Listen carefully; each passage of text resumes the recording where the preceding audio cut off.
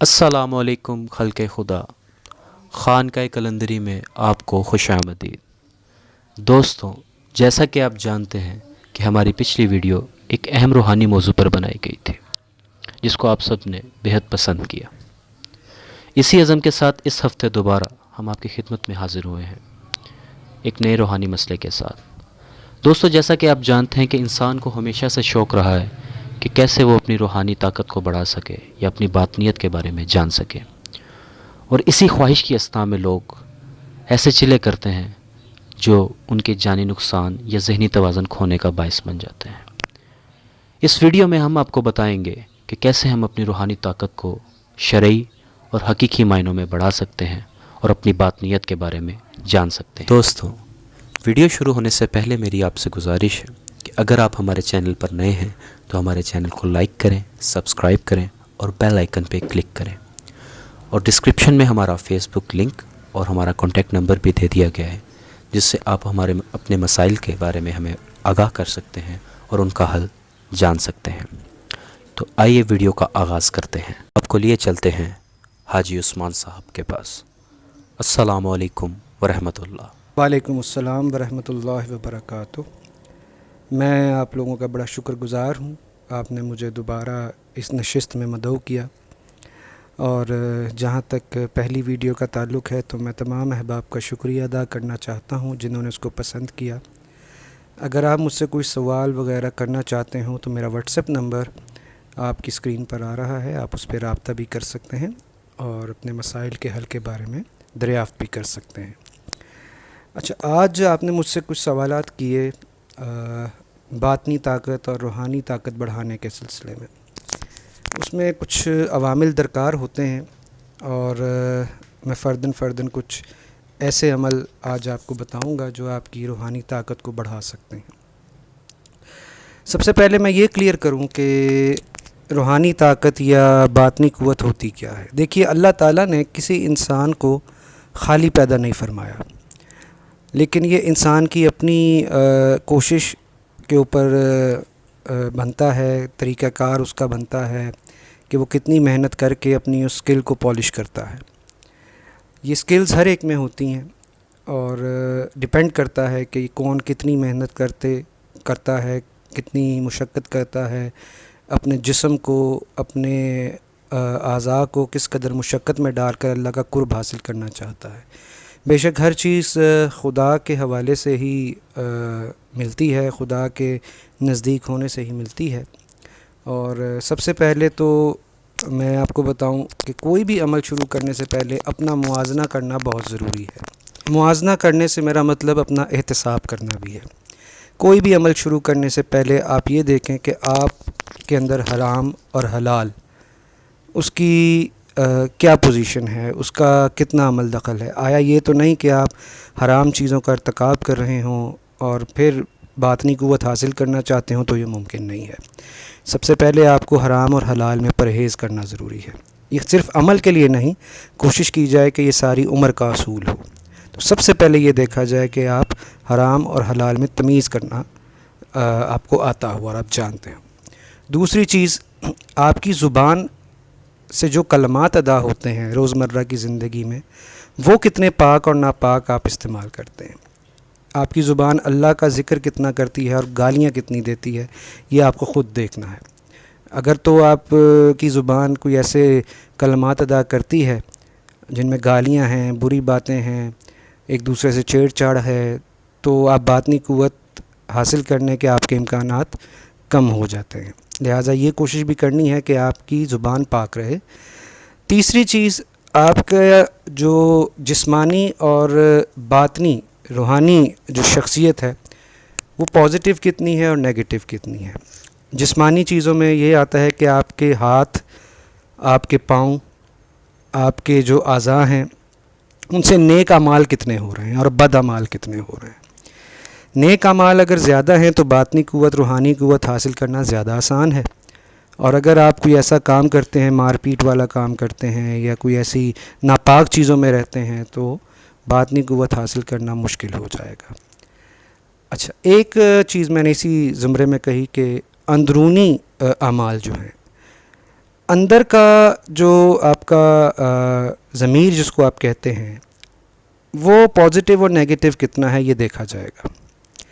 وہ جانچنا بہت آسان ہے. آپ اپنی روزمرہ کی روٹین میں یہ دیکھیں کہ آپ نے کس کس چیز کو اچھا جانا اور کس چیز کو برا جانا. اگر تو آپ اچھائی کی طرف راغب ہیں تو بہت اچھی بات ہے. اگر آپ نیگیٹیوٹی کی طرف راغب ہیں تو آپ کو اپنا احتساب کرنا پڑے گا, اپنے آپ کو ٹھیک کرنا پڑے گا, ورنہ باطنی قوت کا حصول مشکل ہو جاتا ہے. اب میں اگلی سٹیج پہ آتا ہوں کہ باطنی قوت ایکچولی ہوتی کیا ہے. باطنی قوت اللہ تعالیٰ کی عطا کردہ ایک صفت ہے کہ جس کے ذریعے انسان اپنے اوپر اور آنے والی زندگی میں لوگوں کے لیے کہاں تک اچھائی کر سکتا ہے, ان کے معاملات کو کتنا اچھا کر سکتا ہے, ان کے لیے ان کی پرابلمز کا حل کیسے دے سکتا ہے. آپ نے کئی دفعہ کئی جگہ سنا ہوگا کئی پیر روشن ضمیر ہوتے ہیں, دلوں کے حال جان لیتے ہیں. وہ باطنی قوت کے اس مرتبے پہ ہوتے ہیں جہاں ہر کوئی نہیں پہنچ سکتا. لیکن اس کا مطلب یہ نہیں ہے کہ آپ کچھ نہیں کر سکتے. ضرور کر سکتے ہیں. اگر آپ سچے پکے مسلمان ہیں اور آپ کے اندر وہ عوامل پائے جاتے ہیں جن کا ذکر میں نے پہلے کیا, تو آپ بھی ایسی قوتیں اور ایسی روحانی طاقتیں حاصل کر سکتے ہیں. امپاسبل کچھ نہیں ہوتا. مرشد کا ملنا ضروری ہے, اور مرشد جن کے نہیں بھی ہیں ان کے لیے میں ایک نصیحت کرنا چاہوں گا کہ وہ روحانی طور پہ یا غائبانہ طور پہ حضرت سیدی غوث اعظم دستگیر کی بیعت کر سکتے ہیں, لہٰذا وہ ان کے مرید ہی کہلائیں گے. اچھا, اس کے علاوہ اب میں اگلی سٹیج کی طرف آؤں گا کہ جیسا میں نے آپ کو پہلے سمجھانے کی کوشش کی کہ باطنی قوت ہوتی کیا ہے. باطنی قوت حاصل ہونے کے بعد آپ کے اصل امتحان شروع ہوتے ہیں. یہ نہیں ہے کہ آپ کو باطنی قوت یا روحانی مدد میں سٹیجز ملتی گئی اور آپ اپنا سارے وہی کام کرنے شروع ہو جائیں جو آپ نے چھوڑے تھے, تو اس کا کوئی فائدہ نہیں ہوگا. کیونکہ یہ سٹیجز جو میں نے پہلے بتائی تھیں ان کا ہونا اشد ضروری ہے. لہٰذا نماز کی پابندی کریں, روزہ کی پابندی کریں, زکوٰۃ دیں, اس کے علاوہ فحش گوئی سے بچیں, اس کے علاوہ برے کاموں سے گالیوں سے بچیں, اور نیک اعمال کریں جسمانی طور پہ بھی اور اندرونی باطنی طور پہ بھی. تو یہ قوت آپ کے اندر جو اللہ تعالیٰ نے عطا کی ہے جس کو آپ پالش کریں گے تا قیامت آپ کے ساتھ رہے گی انشاءاللہ عز و جل. اچھا, اب میں آتا ہوں کہ کچھ عمل آپ کو بتائے جائیں جن کے ذریعے آپ ان قوتوں کو اور اپنی روحانی طاقت کو بڑھا سکتے ہیں. اچھا, سب سے پہلے جو ایک عمل میں آپ کو بتا رہا ہوں وہ اولیاء کرام کا مجرب عمل ہے, اور یہ قرآنی عمل ہے, نورانی عمل ہے. لہٰذا آپ بے فکر ہو کے اس عمل کو شروع کر سکتے ہیں. شرائط میں نے آپ کو بتائیں. یہ ایک چلے ہی کی طرح کی قسم ہوگی, اور سب سے پہلے یہ بات جان لیں کہ اللہ کے کلام میں کوئی کمی نہیں ہوتی. اگر اس چلے کے بعد یا ان پڑھائیوں کے بعد بھی کسی کو کچھ نہ حاصل ہو تو وہ اپنا موازنہ کرے. اللہ کے کلام کے اوپر اعتراض نہیں اٹھایا جا سکتا, کیونکہ یہ اپنی ایبلٹی ہوتی ہے کہ وہ کس قدر اور کیسے اس چیز کو گیٹ کر سکتا ہے. کئیوں کو ایک رات میں مل جاتا ہے, کئیوں کو 40 سال نہیں ملتا.